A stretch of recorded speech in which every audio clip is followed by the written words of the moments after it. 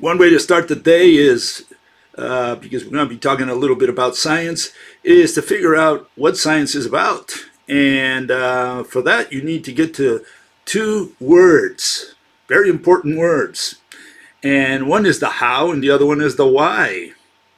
You know, we usually use these words. We ask how. What are we asking? We ask why. What are we asking? Does the other person understand exactly what you're asking when you use how or when you use why? So let's look at this. You have someone asks, how did the ball fall? Okay. Well, there's a couple answers that you can give. You can say, well, it fell at 9.8 meters per second square, or it fell fast. How's that for an answer? Is that what he was asking? Well, maybe he was asking something else. Maybe he was asking, you know, whether it was pushed or pulled. Maybe he's asking for a mechanism, okay? And so you have to watch out for these words because they have two senses, two meanings, two types of understanding, okay? They don't, you have to specify to the person exactly what you want him to answer, okay? And so the first one is math. It's just a description, 9.8 meters per second squared, fast. The fast part maybe not. That's it's not math, but it is a description, right? And the second one, you know, this one here is physics. We're looking for an explanation. So description is not the same thing as an explanation, okay? The first one deals with what happened, and the second one deals with how it happened. So these are different types of replies that you give to the same word how, in which is how we start, you know, a sentence, maybe a question. Okay. Then there's the why, and you know, you probably ask, you know, why did he fall? And we end up with the same type of problem. You know, maybe, I don't know, we're talking about a clown. And so you're asking either how it happened or what led to him doing something. You know, how did he fall? Well, you might say he tripped. Well, that's the mechanism.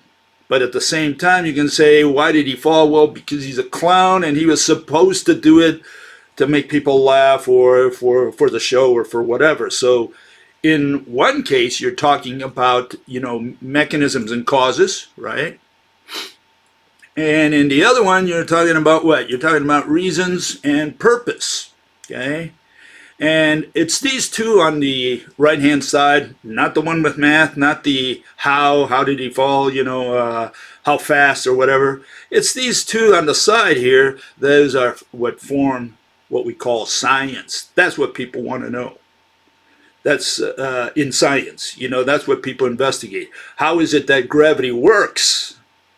That's what people want. That's what people ask. Why do we ask these questions? We ask these questions because we can't see the mediator.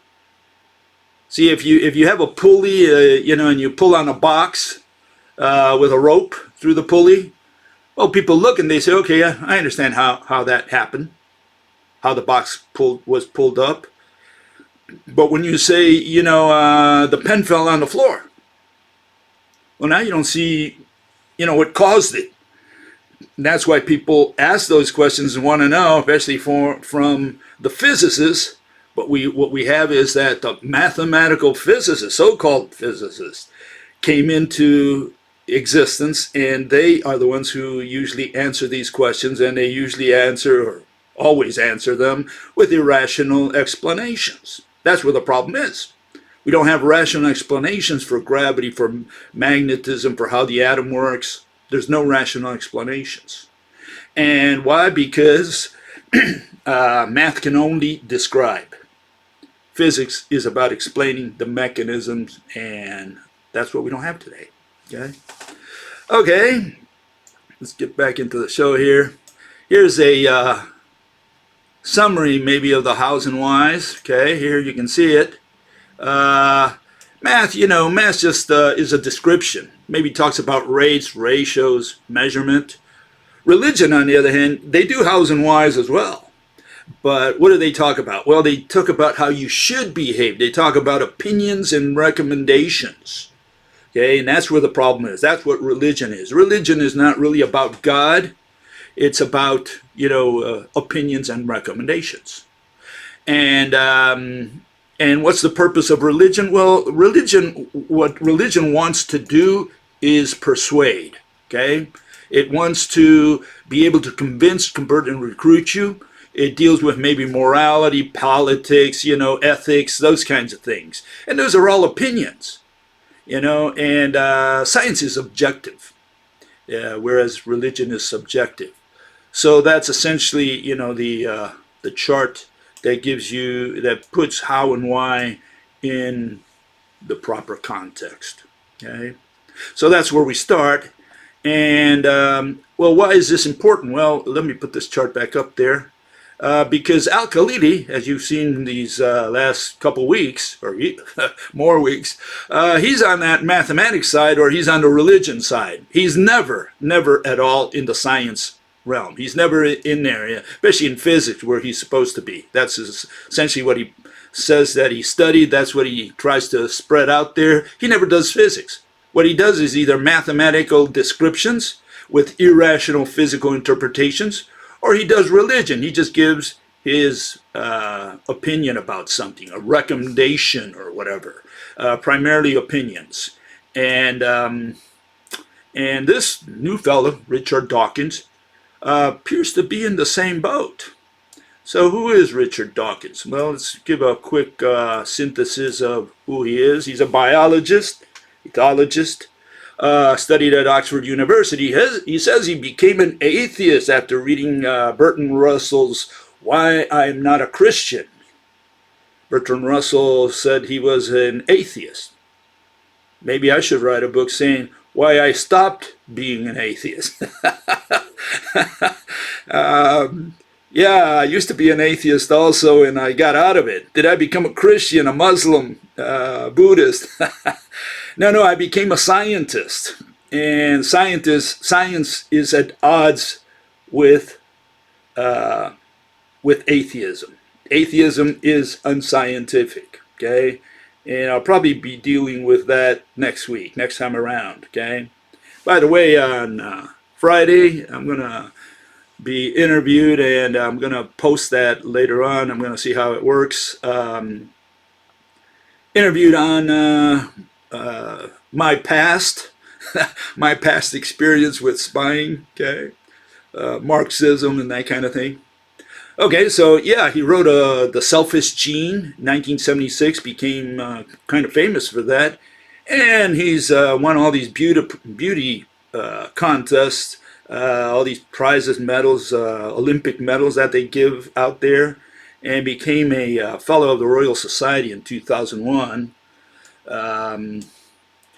That's like giving you prizes for intelligence. For beauty, we give prizes to the girl who's the most beautiful.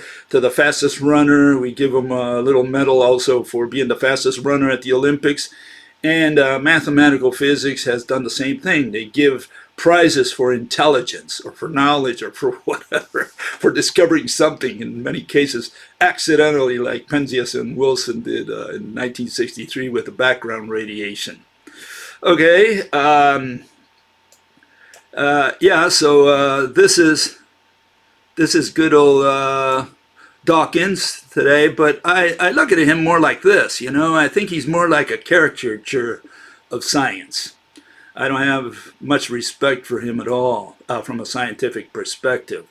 And why is that? Well, let's find out. He wrote a book, and that's what Al-Khalili did not interview him, but they had a little chat on science, and it came out of that book that Dawkins wrote.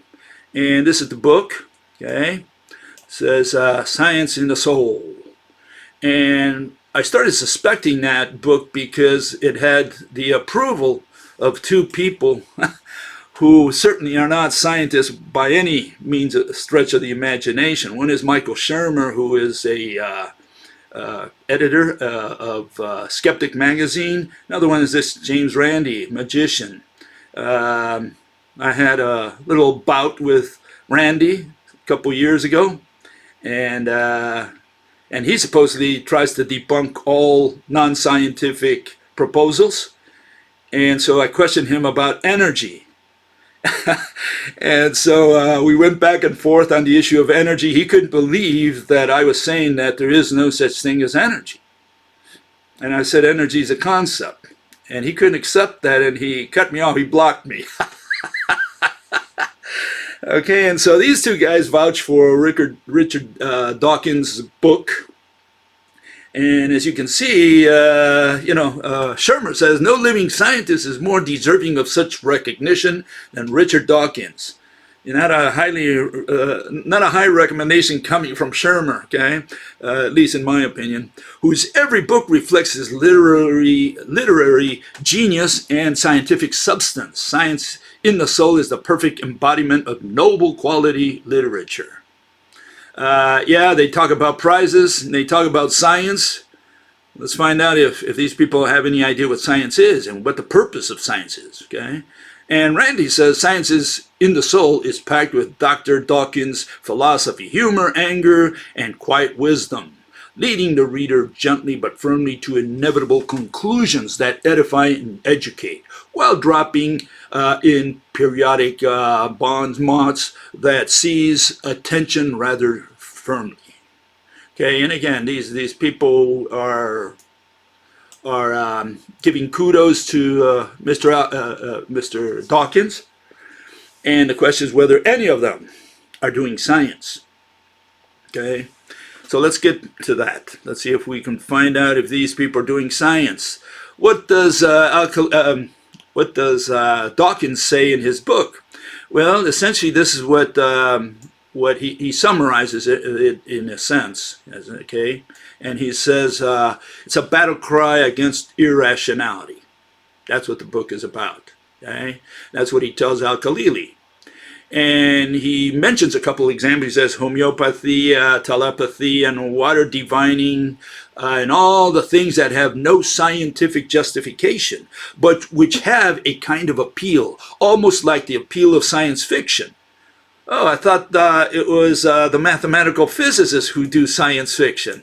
So this is news. These guys think that these other folks are alchemists or astrologers. They dismiss them as such, cranks and crackpots, because they deal with such issues as telepathy and water divining.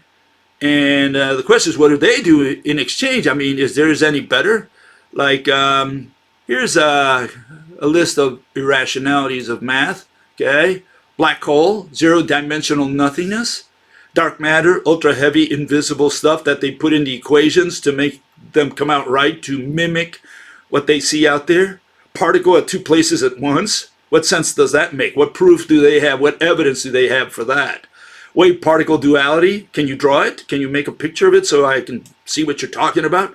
Entanglement, tunneling, decoherence, superposition. What are those nonsenses that they had to invent, to be consistent with the uncertainty principle, which means that they don't know nothing? That's essentially what uncertainty means. Multiverse, you branch off, every step you take, you branch off in a different universe. Big Bang creationism. How is that any different than telepathy, water divining, and homeopathy? Okay. So yeah, so I think what these people, he says, he adds there, the appeal of a kind of romance of science without the rigor of science. Are any of those on the right-hand side rigorous? I mean, as far as the physical interpretation, okay, the explanation. And my answer is absolutely not. I mean, I want a rational explanation. And just in case you might say, well, Bill, that's because you don't understand. No. These people are telling you in your face that they don't understand their own theories. So you get these mathematicians, they go in there and they say, you ask them whatever, gravity, how does it work? And the guy says, well, it's the bending of time. And you say, well, that sounds kind of odd because time, I thought, was a concept. How do you bend time? Well, yeah, we don't understand it either, but it's been proven. And so you end up like saying, and if you really want to understand, you got to take a math course at the university level. Then you'll understand. And that's it. That's the end of the conversation. You leave saying, well, what did I learn today? I learned that I got to go to college and be brainwashed like they were. That's what I learned. So yeah, we got a problem because we don't have answers. And like, you get in the Quora where I write articles every now and then.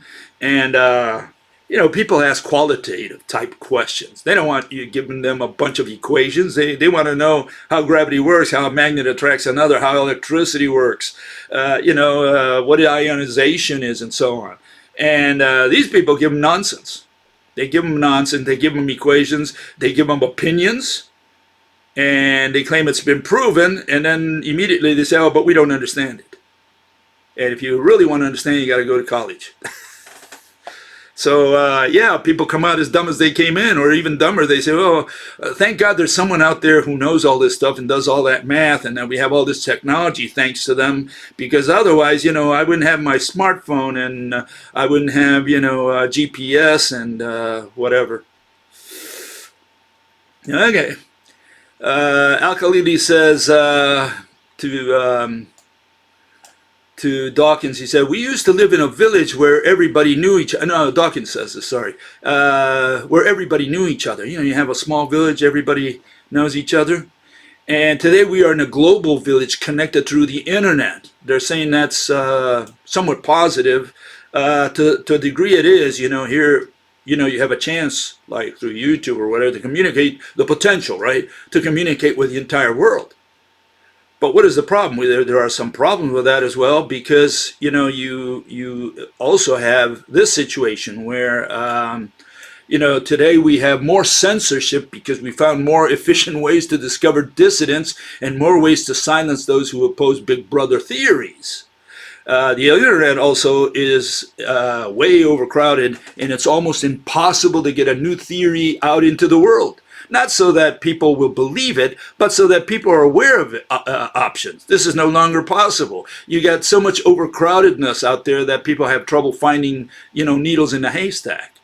And because of that, there's an elite that can voice their opinions. People like these two fellows here, always proposing ridiculous explanations for physical phenomena, whereas rational folk who realize that the explanations are bogus are summarily brushed aside and treated as demented cranks and crackpots. So so even though, yeah, in the old days, you were able to silence the guy in the village whom you didn't want to voice his opinion because, maybe the priest wanted to give a different message and this guy was somewhat of a troublemaker. So you could identify that guy in the village, right? And isolate him somehow, punish him or whatever. And today, we don't dip people in the water in a cold bath as they used to in the old days for violating something of the church or whatever. Today, what they do is they, on the one hand, they have all these elites, and what they do is they censor you essentially by not allowing you to publish in their magazines. And their magazines have become the focus, what blogs and so on look at and try to translate for the masses. So you got to go to their magazines for that. And you can't publish in their magazines because they're not interested in physical mechanisms. What they're interested in is equations and measurements. That's all they're interested in. That's what their magazines do. And so when you go look at a physics paper, it talks about a bunch of equations and how they settled something in math. And then they give you an irrational physical interpretation, or that's what the blogs take out of there, and that's what they publish. You have these popularization magazines and so on, and that's what they give the public.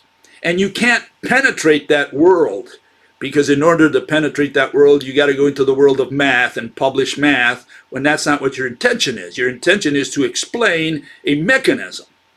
And what they do is they say, well, that's philosophy. That's on the other side of campus.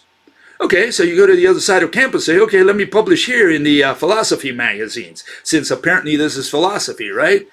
And they say, look, we've already got it settled. See, we receive our cues from the mathematicians, and all we do is analyze quantum mechanics and relativity. Do you have something to offer us within that world? And you say, well, I don't agree with relativity or with quantum mechanics or string theory. I've got a different proposal. And no, you can't get it in there because they say, well, go through the mathematicians first, see if they approve it. And so you get this runaround, and you never get it in there because all you want to do is just tell people a different side of the story of how this universe works. And that's over and done with. You know, you can't get it because you have this close loop circle where the mathematicians feed the philosophers philosophize, whatever, they come to their own conclusions, they write a lot of stuff about that and whether it's right or wrong and this and that, and they have their world, the mathematicians have their world, and we have a crazy world. We only have irrational physical interpretations for everything. And how do you get in there? Well, you can't anymore, and that's why this global village is a blessing, it's also a curse. So I don't know about global villages anymore. And so these two folks continue. It says, Al-Khalili, it's so hard to change someone's view. If they believe in something or won't believe, it doesn't matter what logic, what evidence you present to them. They'll stick to it. And Dawkins answers, you and I are both in the business of trying to convince people of the things. And as you say, it is difficult. I really haven't developed any technique apart from just putting it out there. So these people think, these two individuals believe or were taught or memorized by heart that the purpose of science is to persuade, to convince people, to get them to believe. And they say it's so hard because people have these notions that they got maybe from their parents or from school or from church. And they have these ideas, and these people say, we're trying to change all that. We're trying to get you to believe something else. And it's so hard to convince you that there is no God, for example. That's not the purpose of science. Science is not there to tell you what the opinions of these guys are. And they claim they've proven it, but then they immediately say they don't understand it. So what is it that they proved? They certainly didn't prove a mechanism of how this universe works. And that's what they're addressing because they're saying, oh, there is no God. God does not run things. The angels don't run things. There are no spirits. And they brush all that aside, but what do they put in instead? They say, well, there's energy, and there's mass, and there's all these fields out there. Well, it looks like you're talking about spirits as well. I mean, what? And there's bent time, you know? I mean, what is all this? What are we talking about? What do you mean bent time or warp time? What do you mean you transferred energy? What do you mean there's a mass, a very heavy mass, invisible, intangible, obviously, that pulls on a star from very far away? Well, what is all this nonsense? You're talking about spirits as well. But they won't allow you to criticize that again, okay? And so these people get a free reign, and they can go on out there and just say whatever they want as far as physical interpretations, because they're not going to be talking to mathematicians.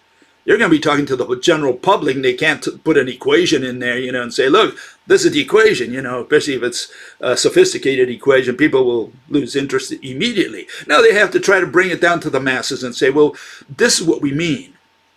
Okay, what did you mean? Well, there's warp space and warp time. What do you mean there's warp time? Well, yeah, that's the way we explain. Here's the equation. You would have to take a course in math to understand the equation, and meanwhile, you just have to accept our word. Well, that sounds a lot like that little village there where the priest would tell them, you know, the Bible says so, and you got to believe because it says so in the Bible, and since you guys don't know how to read, and I'm the only guy in the village who knows how to read, I'm passing this information on to you. You got to believe me.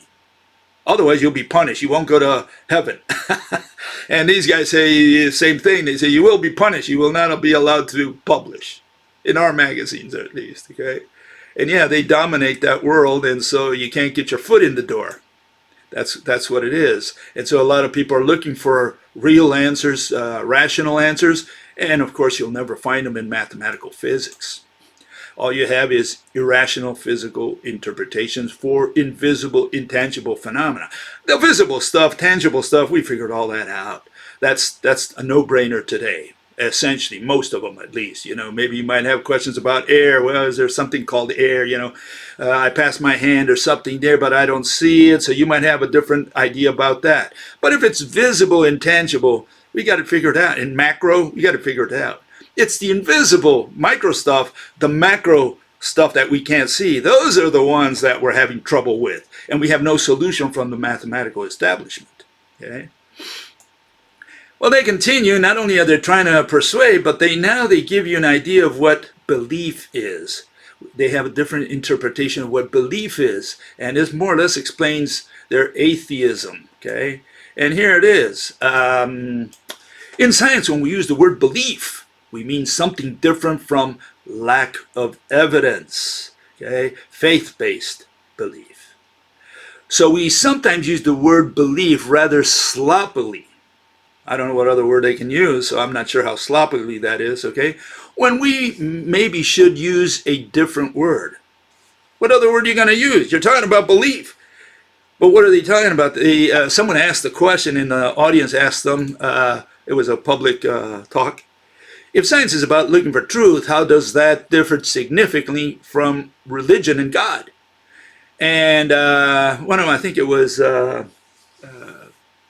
Richard Dawkins, who answered, we look for truth using evidence. So they're seeking truth. And truth, I thought, was an opinion. You know, what is true to you is a lie to your neighbor. And these people are looking for truth. They're looking for truth using evidence. What evidence convinced them does not convince their neighbors, right? That we can actually go out and test experimentally. How can you test experimentally something that is invisible and intangible, such as the mediator of gravity? What kind of test can you run? Just let go of the ball and see how it falls to the floor? Is that the test that you're going to run? I mean, you can't, through an experiment, determine what gravity is and how it works. For that, you got to sit back and visualize. That's not what these people do. They're looking for evidence to convince them. And so when the other guy, the religious, the traditional religious, because they're religious too, but the traditional religionist comes in there and says, well, we do it with spirits. We have these angels that pull the ball down. I mean, maybe that's their explanation. Maybe they say it's the angels, God's angels that move the earth around the sun, or whatever. And these people say, you're such an ignoramus, you know. Of course not. It's warped space. It's warped time. It's, what is it? Negative momentum. You throw the rock and the tree comes towards you. So how is one different than the other? How is one more scientific than the other? What experiment are you going to run to test, this theory that these people have? There is no test. There is no experiment you can run on intangible, invisible mediators. And so I don't know what these people are trying to do if here they are in the 21st century, they haven't realized that you can't figure out the invisible, intangible mechanisms through experiments. Period. We're done. Okay. Okay, so here I put Plato because let's put this guy back up here. These people talk about knowledge, how they know or how they believe really. And all they're saying is that they're harping on that justified true belief that Plato talked about. You know, it's that's what knowledge is. And what they're talking about, they have knowledge, whereas religion has belief. But it turns out knowledge is belief, according to Plato, and that's what we're still using today in all of so-called science, philosophy, physics.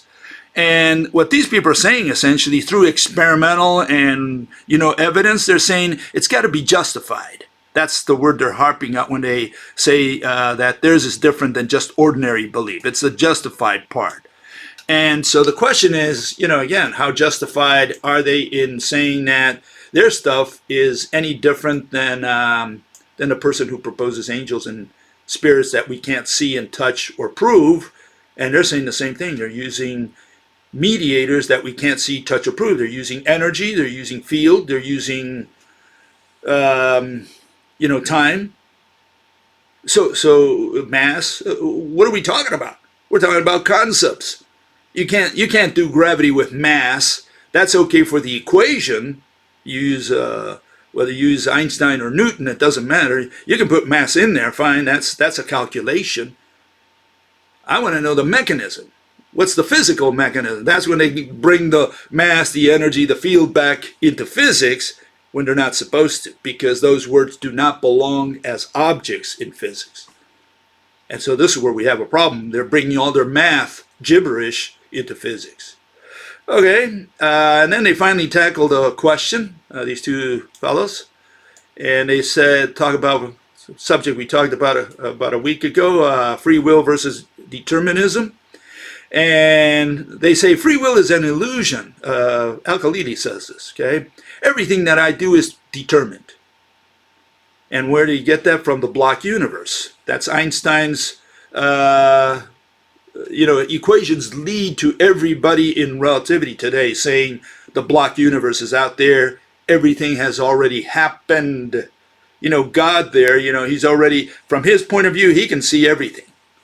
And he says, it's already happened. I know. God knows because he knows everything, right? So he knows what happened already in the future. He can see the block universe. He can see the future, the past, everything. We can't. We can't see the future. We can memorize or remember the past through people who, put it out to us, but we can't see the future, okay? And so he says, however, it's such a powerful illusion, free will, that you might as well forget about that. All of us behave as if and believe as if we do have free will. In other words, there's this deterministic universe. It's already done. It's already happened. And this fellow says, but we act as if we had free will. It's like, yeah, the block universe exists, but it doesn't matter because we act as if we have free will. That's a contradiction. Either the equations show and prove and demonstrate and experimentally provided evidence that the block universe is there and we're just walking on footsteps, or we have free will. We can't have it both ways. Either the movie has already happened and Bugs Bunny has to do whatever the artist programmed and prescribed for him, or Bugs Bunny can act outside the role that, predestined for him. Well, one or the other. You can't have it both ways. And these people keep, debating this here 2,000 years later. They're still debating the same issue. And now they claim they do it from a scientific point of view, that they have proof. And the proof is that the future has already happened, because otherwise, Einstein's equations are wrong. And so if it's already happened, if everything has already been predetermined, then there is no free will. But they say we have free will anyways because we don't know what's going to happen. It's irrelevant. Your knowledge is irrelevant if the future has already happened. It's an irrelevant word to introduce into discussion. He says, we live in a deterministic universe. He reinforces this, right? We live in a deterministic universe where the laws of physics, whatever those are, we don't have laws in physics, and no one legislated that, no God there to legislate or Congress, where the laws of physics will determine cause and effect into the future, and therefore we don't have free will. Everything is preordained. This is an atheist talking here, okay? But we are unable to predict what the future would be. Yeah, so who cares? That's your problem, but the future is there, you're saying, already. So it doesn't matter if you have knowledge of the future, but you're saying that already exists, and you're just going to walk on footsteps that have already been put in there, I guess, by God. I don't know who made the block universe. Okay? We can't see the future. Yeah, you can't see the future. I mean, has the big crunch already happened? I mean, if it's happened, why are we still here? And what these people want you to think of is a timeline where the time is a tunnel, time tunnel. And the big crunch, maybe, for example, is at the end of that process. And we're not there. We're still working our way towards the big crunch. So this is how they see this blocked universe, that tilted glass of wine, I guess. Okay.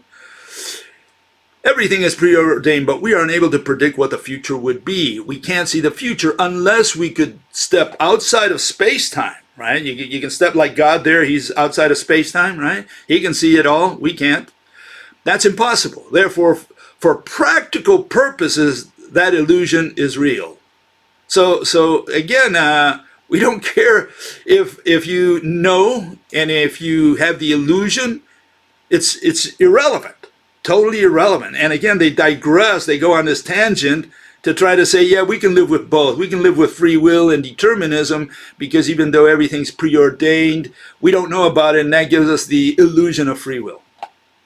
And what does another atheist, Mr. Dawkins, say to that?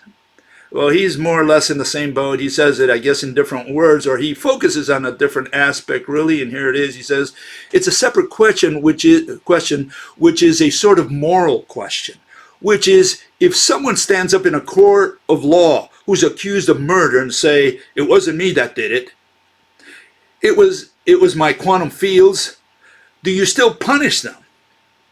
You know, it goes to this issue of responsibility, which again plays no role whatsoever in the discussion. These people are digressing and forcing you to go on a tangent in the discussion, and they never answer the question whether there is incompatibility between free will and determinism.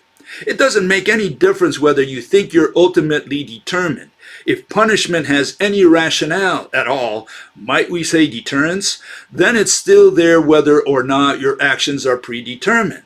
Again, irrelevant to discussion at hand from physics. I mean, if they're going to introduce free will and determinism into physics, hey, let's deal with it from a physical point of view. Don't tell me what you believe or your recommendations. Like he says later on, I don't really think we could run society if we simply said that nobody has any responsibility or blame for anything because their genes or their molecules or their quantum fields are responsible.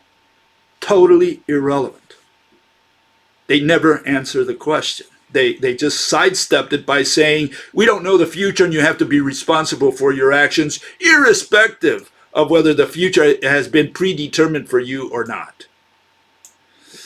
That's the state of affairs today. We have these religious individuals who have taken over science. There is no, in fact, they haven't taken over. I want you to understand, we've always had religious folk running science. Today they call themselves scientists. Before they used to call themselves priests, popes, bishops, whatever. Today they call themselves scientists. They're not scientists. They're religious individuals who are now in charge of science. They call themselves atheists. They say, we don't believe in God. We look for proof, evidence through experiments. And then they give you this nonsense that, yeah, there is free will, but we also have a deterministic universe where the block universe already exists because it was made by, well, some say God and the other people say, no, it's made by itself. But whichever the case, we have this block universe, the future exists, but we still want you to be responsible for your actions, you know, because otherwise society would be a mess. Politics, recommendations, religion, that's all they talk about. None of that has anything to do with science to begin with, to bring those subjects in. But if you're going to bring them in there, let's address them objectively. Don't tell me what you believe or what your recommendation is for how society should be or should behave. Okay, so my summary conclusions, Dawkins and Al-Khalili are not scientists. They are priests. Don't mistake them for scientists, for physicists, or biologists in the case of Dawkins. They were taught what that science is, about evidence, proof, belief, persuasion, convincing, converting, and recruiting. That's what they think science is about, or physics in the case of Al-Khalili. They propose that we have no free will because the block universe, the future's already out there. All we're doing is walking on footsteps. You're a cartoon character in a cartoon, in a little film. And you've already did the walking all the way to your death. You're already dead in the future somewhere, and all that history in front of you, because it's history. For God it's behind, for you it's in front, but you're not aware of that history, what that history is. And so what these people are saying, well, you should act as if it did not exist, because we do anyways, right? And yeah, under rational science, all we have is the present. There is no future. There is no past. All we have is the present. Okay, and that's a long story, but that's essentially it. So to talk about the future, to talk about the past is nonsense. But you nevertheless behave and should behave as if it weren't because of responsibility and punishment, and because we don't know the future anyways. So that's who these people are. They are priests who have continued to dominate science, the scientific world, and today they just mask it under atheism, they mask it under mathematical physics, They say they call it science instead of religion. It's the same thing. We still have no explanations for common phenomena, especially invisible, intangible phenomena.